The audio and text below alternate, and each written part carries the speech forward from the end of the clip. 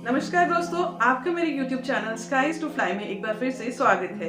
दोस्तों, आज की इस वीडियो में हम करेंगे बात इस सदी की दो सबसे बड़ी कॉन्स्पिरेसी थ्योरीज जो कि घूमती हैं हमारी फूड चेन के इर्द गिर्द, हमारे फूड सिस्टम के आसपास और जो भी रिलेटेड है हमारी धरती माता की उपजाऊता से। तो इस टॉपिक पे डीप डाइव करने के लिए मेरे साथ बने रहिए।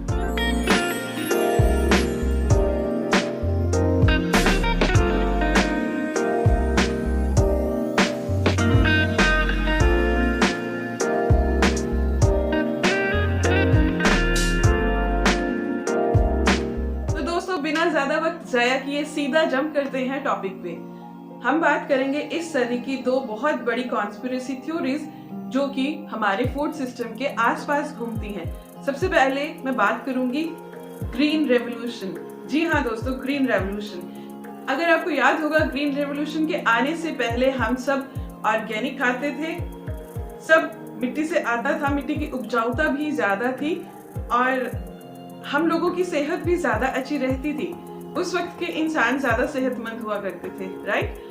फिर आई ग्रीन रेवोल्यूशन। इसमें क्या था कि धरती की उपजाऊता बढ़ाने के लिए पेस्टिसाइड्स और केमिकल्स का उपयोग किया जाएगा। केमिकल फर्टिलाइजर्स को बेसिकली यहाँ पर ज्यादा महत्वता दी गई। अब इसमें समझने वाली बात क्या है, ये यूनिवर्स कैसे काम करता है।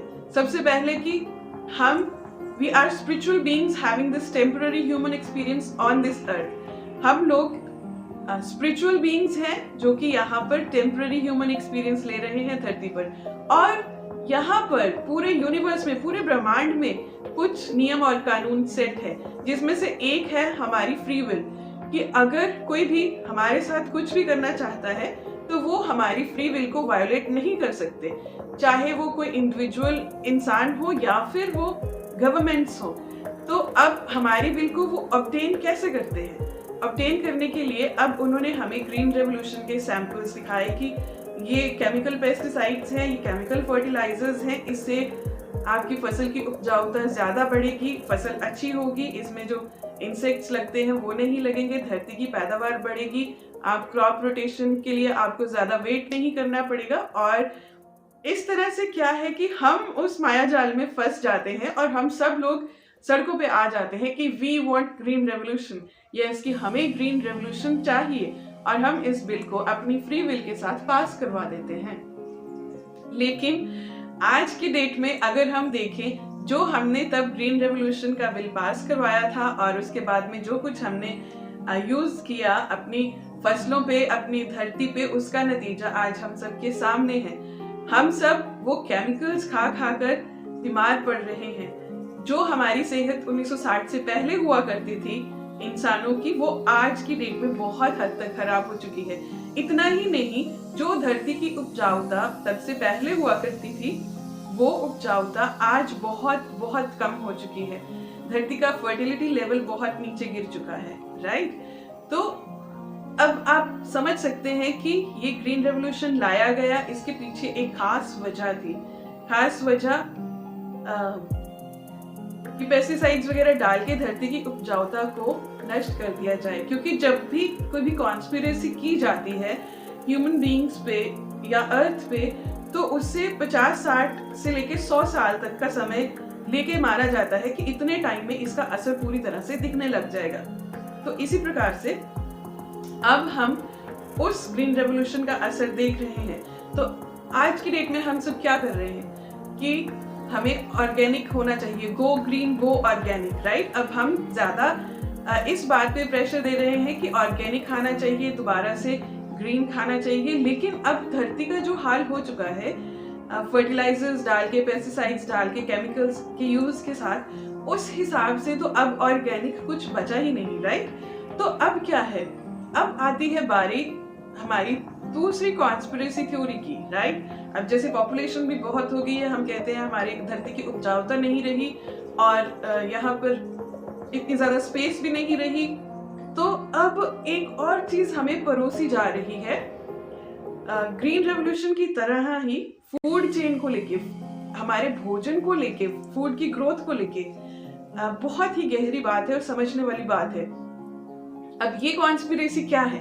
ये है हाइड्रोपोनिक फार्मिंग। ये आपने सुना होगा, हाइड्रोपोनिक खेती बाड़ी। इसमें क्या होता है कि एक ही कमरे के नीचे आप लेयर में खेती करते हैं। उसमें लेयर्स में आपके देयर आर पाइप्स। मैं देखूंगी अगर मुझे इसके वीडियोस मिले तो मैं आपको उसको दिखा के पूरी तरह से समझाऊंगी कि what it is. I will play some video clips ताकि आप समझ जाएं कि हाइड्रोपोनिक खेती क्या होती है। तो वहां पे जो हमारे पीवीसी पाइप्स है जिनको हम घर में यूज करते हैं, वो पाइप्स लगे रहते हैं यहाँ पर ऐसे लेयर्स में लगे रहेंगे। तो ये लेयर्ड खेती है। एक तो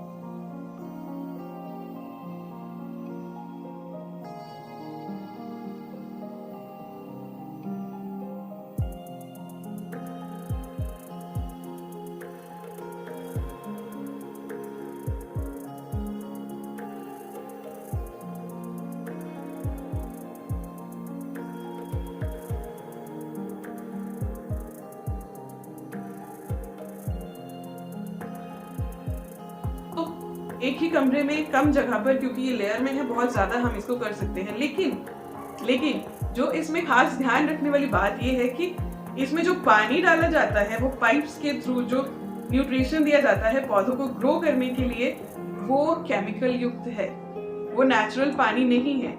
राइट?